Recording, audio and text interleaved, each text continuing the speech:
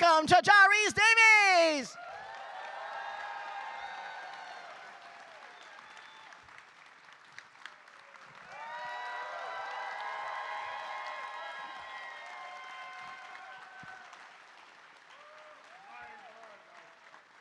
I didn't realize that the homeless problem was so extensive here in San Jose. Anyway, I'm glad you're here, and at least it's not raining and you're out in the heat and things like that. But anyway, nothing better to do on a Saturday afternoon. Good Lord. Anyway, how wonderful. Hi. Oh, welcome to San Jose. I've never been to San Jose before. Neither I have I. lived in California. I've driven California, but I've never been here. Well, very nice. We've been enjoying it so far? Wonderful. Oh, absolutely, isn't it? Yeah, I've Yes. been really digging it. So, want to throw a couple things out before I jump in and take some of their amazing questions. One thing real quick, we couldn't talk about it last time, but we had said that the trailer for the new Indiana Jones film was coming out, and you remarked, "Yeah, there's a guy in it. It looks like me," and that was all you were allowed to say. So the movie's come, and the movie is gone, and I think we can all agree you were awesome in it. Well, I'm a grumpy old man these days. There were a few more scenes in it that I was tempted to, that I was shown as temptation to sign the contract. And of course, as soon as I did, they sort of vanished. But, you know, in many ways, it's a very clever film. But to me, it was soulless. It didn't seem to have any real abiding relationships.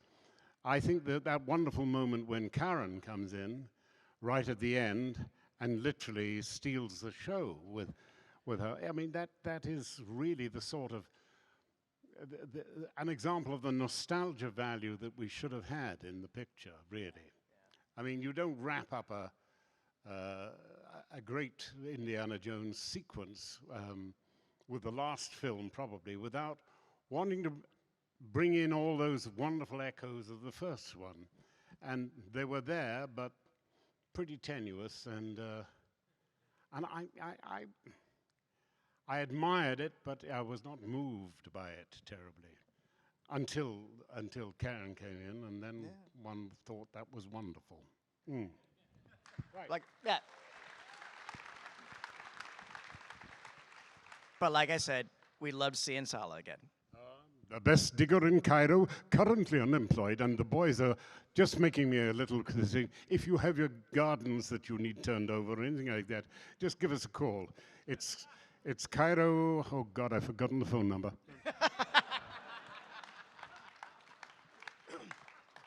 So you are tremendously prolific. You've always got your Isabella projects. One thing I would love for you to share with the audience was what you told me about a year ago. You're working on a graphic novel series.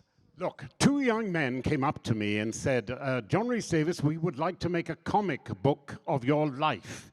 To which I said, no damn way. And then I thought about it for a bit, and I thought, well, you know what? I tell you what, we could make a comic book of the imagined life of some of the characters, perhaps, in a way that doesn't intrude on copyright and things like that. Yes, yeah, exactly. Wink, wink, nudge, nudge. So I said, look, why don't we start it off? John Rhys-Davies is at a Comic-Con. He's sitting up there. There's a line of adoring fans all wanting autographs and selfies, and suddenly bursting through the crowd, there's this disheveled man forcing people aside, and he seizes JRD by the hand, and he puts something in it, and he says, "You must find it. You must find them, or your life will be forfeit." You know, and people are saying, "Get security quickly," and all that sort of thing, and he pushes his way back out, and he says, "Remember, if you fail, you will lose it. you will lose your life. And, and JRD, whom we know is sort of cool and smooth, he says, ladies and gentlemen, I do apologize for that. This gentleman he's given me a ring. Good gracious me, it's a Roman legionary ring, and it's got 9 Hispanii on it. I think he means me to go and find what happened to the Lost Legion, the famous Lost Legion. And then, of course, he said, look, ladies and gentlemen, I have to tell you, I am John Rhys-Davies, the actor. I didn't really find the real Holy Grail or the Ark of the Covenant. You know, I may have been Professor Max Arturo, but I do not actually travel through space and time. And though I may look like a grumpy old, never mind, I really am not Gimli the dwarf. Laughter, you know, the audience settles down again. We're about to sing, and JRD sits down on a chair that breaks and tips him over, and his head hits the ground. And then, suddenly, he finds himself in a strange world where there, facing him, there's a legion of soldiers, all looking at him. And he's sitting on a branch with 3 other officers, having a bowel movement. Now, as you know, the Romans didn't have toilet paper, but they had these wonderful sponges they got from the Mediterranean, and they would wash them out, and they would pass them down the line, you know. Yeah, pretty awful. Told you were going to learn things. Anyway, so he suddenly, you know, people are saying, and come on, Quintus. Good Lord. And he gets up and he's in Roman armor and he's thinking, where the heck am I?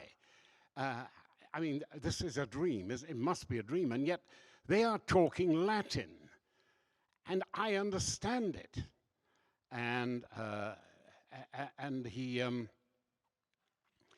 gets into a line and people saying, what do you think you're doing? You don't stand with the common soldiers? You're the legate. And he thinks, what the heck's a legate? You're in charge of this little army. Oh, yes. So he has to get on a horse, and he's rising there, and he's looking around, totally confused. And somebody says to him, "Look, are you all right?" And he said, "Well, I've had a bit of Thames water trummy trouble, and I've not been myself. Where are we going? And why?" And the guy says, well, there has been a revolt by the Iceni and the Brigantes. There's a woman called Boduca who has led all her men into action. You know, Colchester has been besieged, and you have been put in charge by the late governor of the island, Vespasian, and we're going to relieve it. And JRD, who, as we know, is a very mine of historical knowledge and all that sort of thing. Right. Oh, thank you. He says, oh yeah, Boduca's revenge. Wait a minute, the 9th Legion was involved in that. Wait a minute, they get attacked in wood country, and they are overwhelmed. Only the cavalry managed to escape. And that chap, Quintus, that they're calling about, Quintus, Petellius, and I can't remember his last name. But anyway, at which point, suddenly there's a great charge, and out of the woods come these infuriated people. And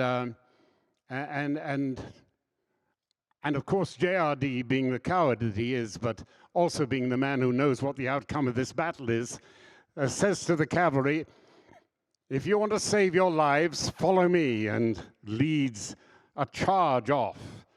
In truth, that's what happened. Quintus managed to extract the cavalry. Most of the infantry in the Legion died. Curiously enough, he was not punished for it, because it was a proper Roman thing to do, to take an army to relieve a town full of Roman citizens that were being really murdered very nastily in a rebellion. There was another man, I think he was down in Exeter in England.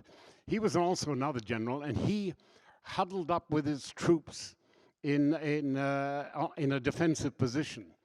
And he was really excoriated for doing it. So our Quintus actually did quite well.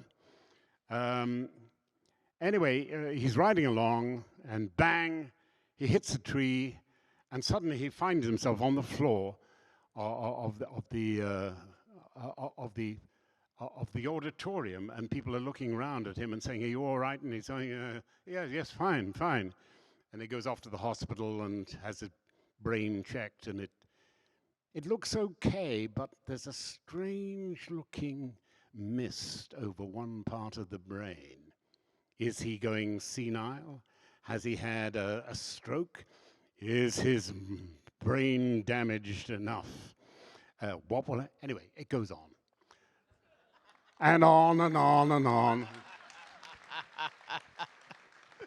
It's a good yarn, though. It's a good yarn. No, we're looking forward to the printed version and all that stuff. Thank you for giving this preview.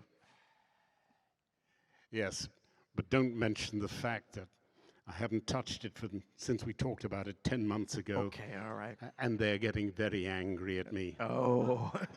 But I finished it. Well, I'm sort of finishing it. I will finish it tomorrow. All right. Promise. All right, promise. So it's very good. Or if not tomorrow, the day after. All right. Oh, is there a formal title for it yet? Damn. I can't remember what it is. The untitled. Maybe it's brain damage. Oh.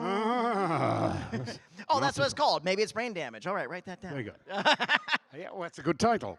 Maybe it's brain damage. Okay. Well, thank you for indulging Mike. Appreciate his curiosity. I'm going to go out and take some questions for our wonderful audience. Oh, yes. Oh, they're going to be stinking hard questions here, I can tell. Absolutely. So, all right. hey, what's your name? My name is Paul. What you got for us, Paul? My favorite class at UC Berkeley during my college days was the participation in an archaeological dig at Fort Ross. What was your favorite scene in Raiders of the Lost Ark? Well,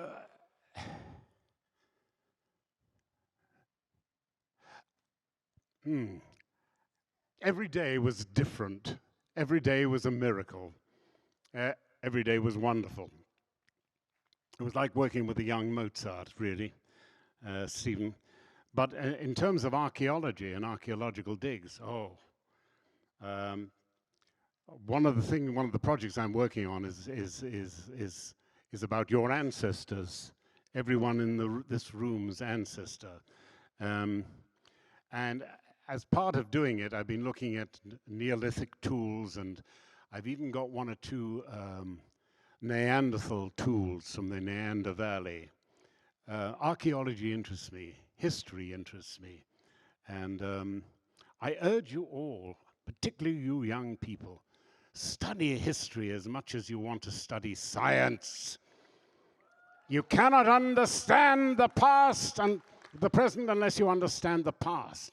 But the future is very much American, I think, still. And the future is science, space, NASA, and all those activities that we will need to make human exploration of the solar system happen. So I urge you all, join something like the Planetary Society, or if you're from Britain, think about the Royal Astronomical Society. founded by the great William Herschel, an immigrant who actually was a musician and went to England and was interested in science. And one day he was trying to repeat Newton's great thing of splitting a prism and seeing what the colors were. But his question was, we know that sunlight and light has heat. How much heat is there in the red, the yellow, the orange, the blue, the violet, the indigo sections of the thing? And he was using a thermometer to measure it.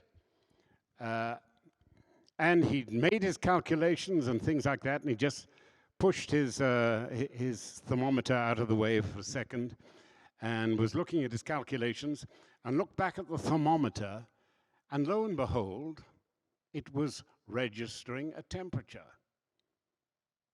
But it wasn't in the visible spectrum. And because he had that sort of mind, he didn't dismiss it as just, oh, I forgot to shake the thermometer type moment. He tried it, put it again and again and again, and he realized that there was an invisible part of the spectrum that was a component of light. And I believe that is the infrared, and a couple of years later they found the ultraviolet. Or was it the other way around, because the old man's a bit senile sometimes. Anyway, Herschel becomes Astronomer Royal, and they're having their 250th year this year. And I can't believe how, but for some reason they've allowed me to become a fellow of the Royal Astronomical Society, which means I know nothing. Hey, what's your name? Hi, I'm Chica, and the question is regarding in the Battle of Helm's Deep and the Pelennor Fields. You and Gimli and Legolas did a killing count of who will get the most orcs. So I was wondering in my mind, if Gloin or Thranduil did a killing count, who would win?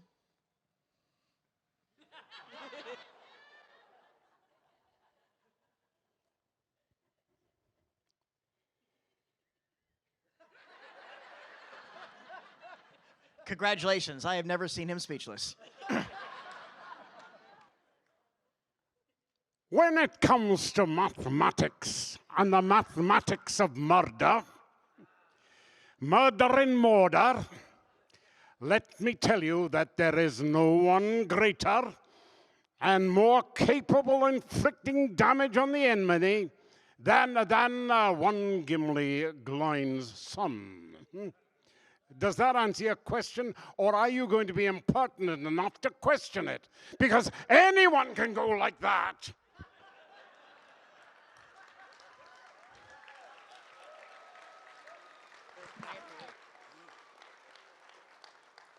I see somebody behind you who's going to give us a really interesting question. Hi, what's your name? Hi, I'm Courtney. My question is, if you were in if they were making another Indiana Jones movie and you were like the main character, basically. So it'd be a Sala movie. Sala, yeah, basically. Like, what would the quest be for, or what would you go try to find? Well, if I was the main character in an Indiana Jones movie, it would be the quest to find Indiana Jones, wouldn't it?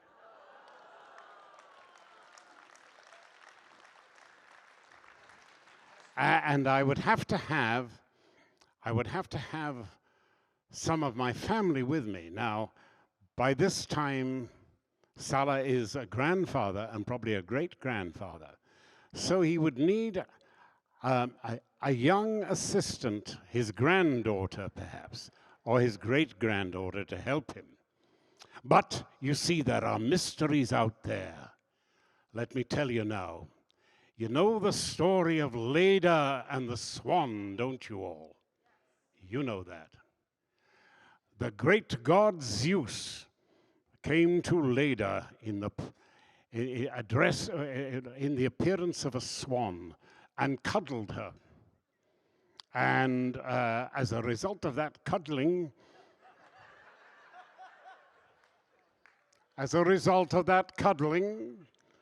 she laid eggs.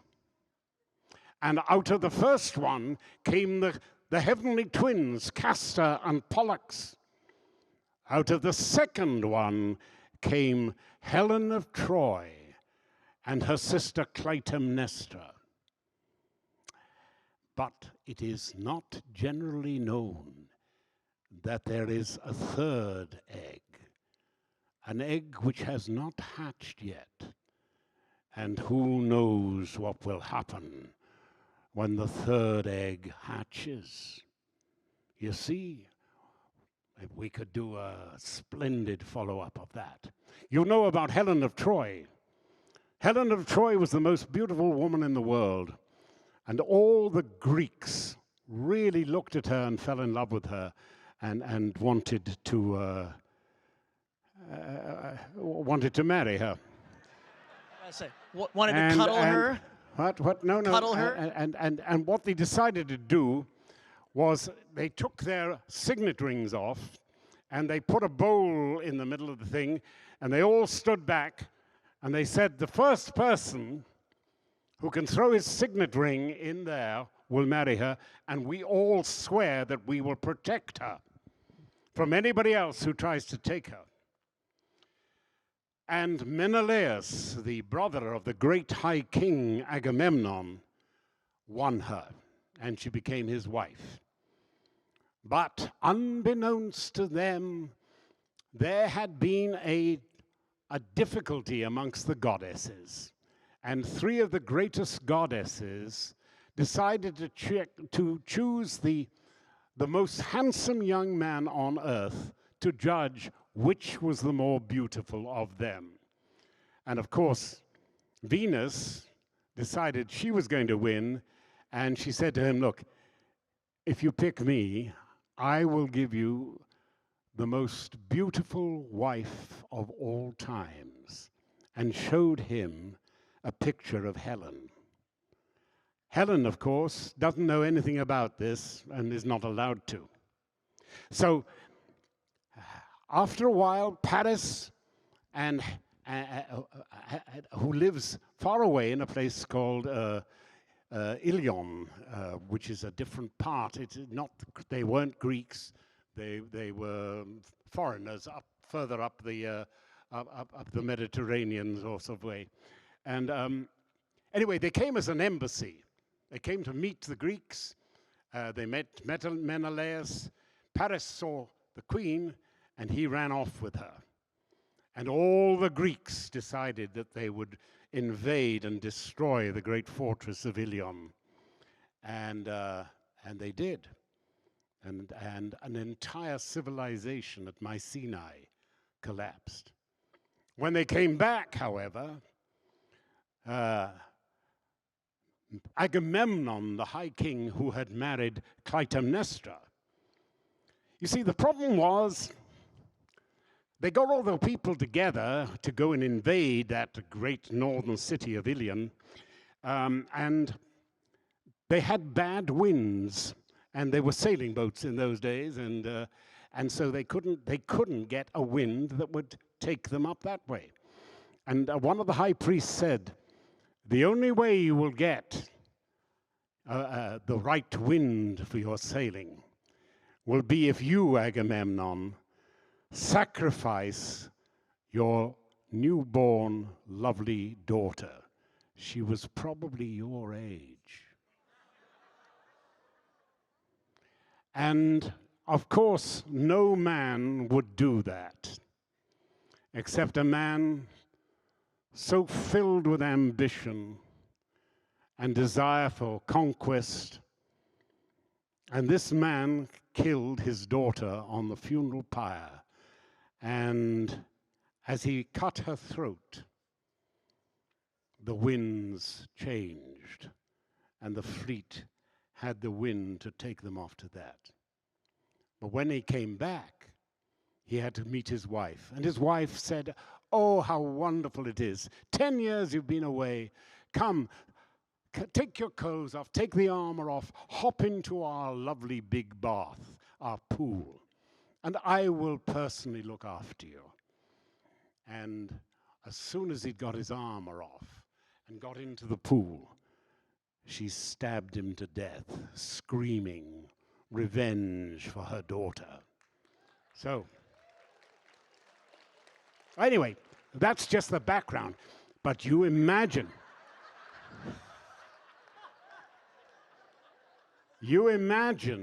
what might happen if we find the third egg. Thank you. You took us down some interesting roads. You are the best questioner ever. I love you. Hey, what's your name? My name is Ben. What you got, Ben? All right, so word about your character Gimli in the fight scenes and the choreography that you did for his fight scenes. I've heard that you kind of called your shots and did not hold back. Those stunt boys are wimps. Wimps, all of them. There they are, like a bunch of sissies. Maybe I prodded them and hit them a little bit now and again through the armor. Couldn't be more than a tickle, but oh no, it's the stuff of legend. Gimli was tough on us, but we bore it. Does that answer your question? You're good. Hey, what's your name? Christopher. What you got? So you were on Sliders, and I was wondering if there's like any real difference on being on a kind of action adventure show on television for filming versus, say, like action adventure feature films like Indiana Jones. Well, there's a slight difference in time. You're trying to do an episode in 10 days, perhaps, for television.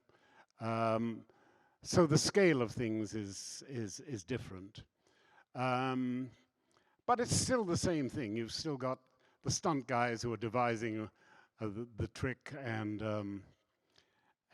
you have to be able to do it.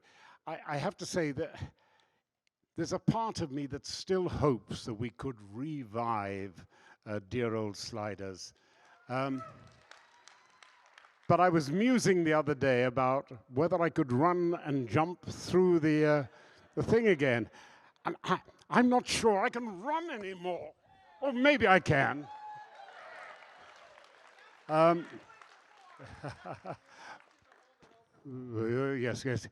Yes, they have to open that the thing a bit longer, yes. Yes, wait for me. It will be then. Right, does that happen? Okay. Hello, young man. What's your name? Hi, I am JJ. Good on you.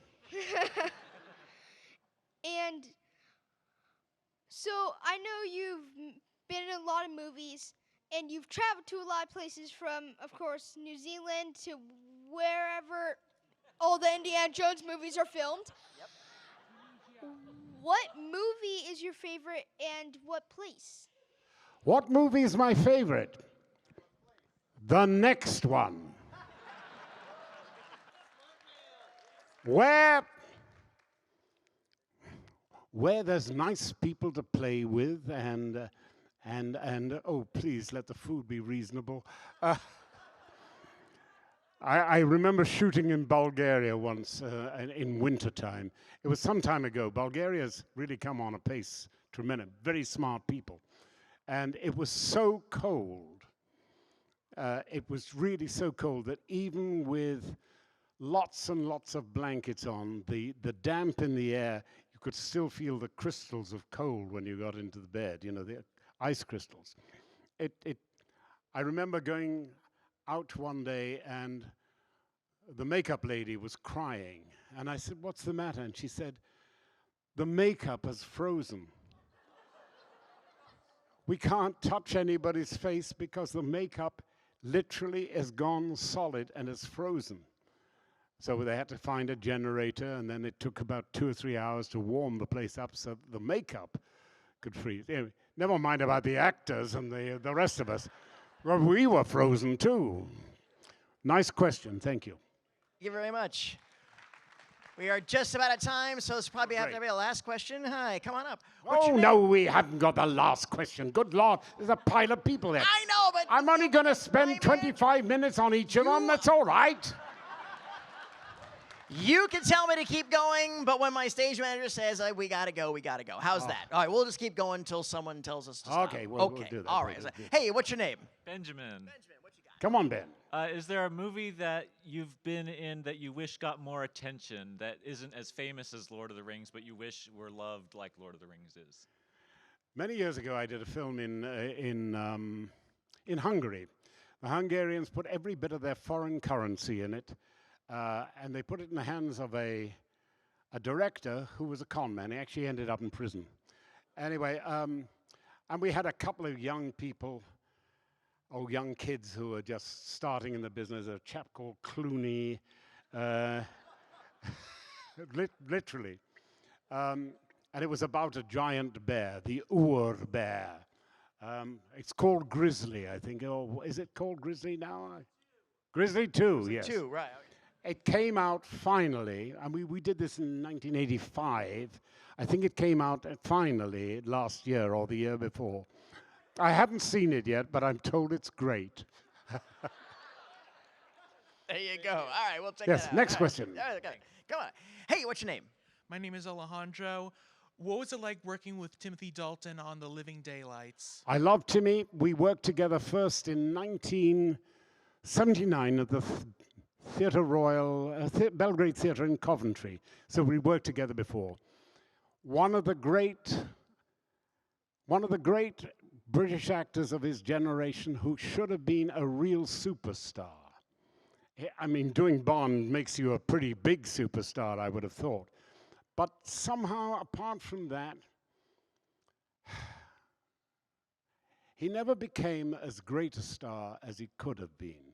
But there are a number of actors like that I've worked with. And you think, you know, you had such a great start. You are so good. You're personable, wonderful.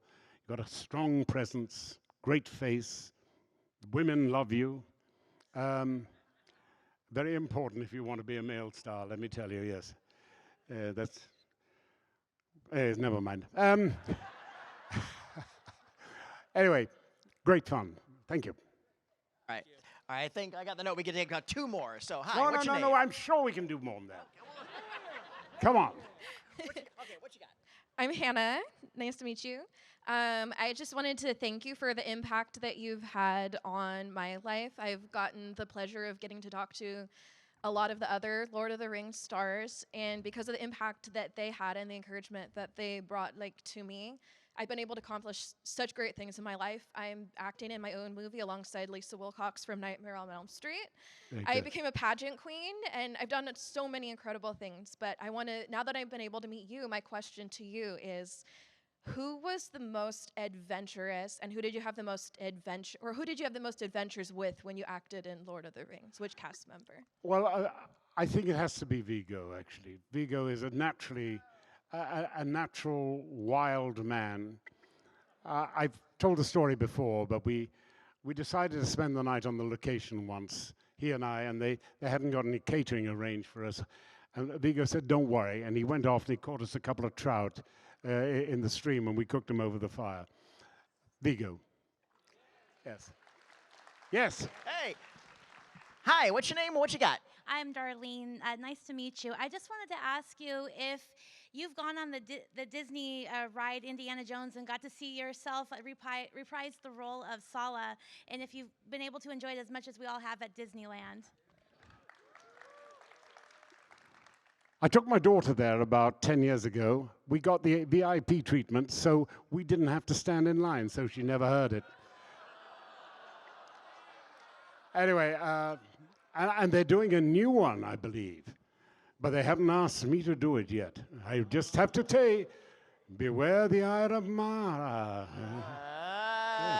No All right. problem. Thank you. Next thank one. you. All right. Come on. I got in trouble. Who dares? He wants. Who dares? Boss, can we?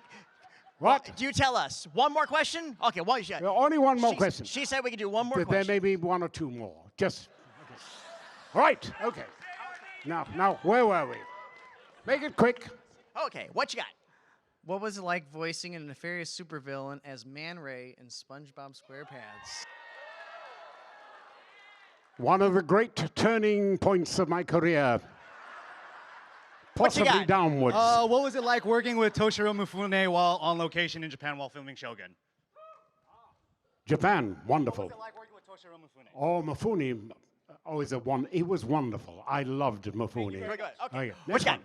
one. What was the process like working with Billy Boyd and Dominic while being Treebeard? Chaotic. What you got? Hi, it's been 20 years since The Princess Diaries 2 Royal Engagement came out. Do you remember it? Did you like the experience? Well, I didn't hear the question. The Princess Diaries. Ah, yes, I suppose you reckon that wretched American woman deserved to become queen. It is not true. It was false. Oh, him? Who is it? Right. What you got? Was it deliberate on the flight to Helm's Deep when you fell off the horse? Was it actually deliberate? You think? Do you think that a horseman of Gimli's stature, would accidentally fall off an horse? That is what we call a speed landing. Yeah. What you got? Hey, in Raiders of the Lost Ark, Sala memorably jumps into a Gilbert and Sullivan song. How did that come about, and when do we get to hear you sing again? No, you can't. And yes. What? Hi, what you got? So I was wondering, what was it like in the film of Lord of the Ring, where you tried to destroy the ring with your hammer? Well, it was very scary because there I was with my axe, and there were all these people faffing about this ring, and I decided that a dwarf could end the whole thing straightway. So I swung my axe, and I hit the ring, and it hit me back. Thank you. Hi. Oh, Mr. Davies, I have a question. Would you like? I'm sorry. I have to go now. Would you like to take a picture with this whole audience? I would love to take a picture with this audience.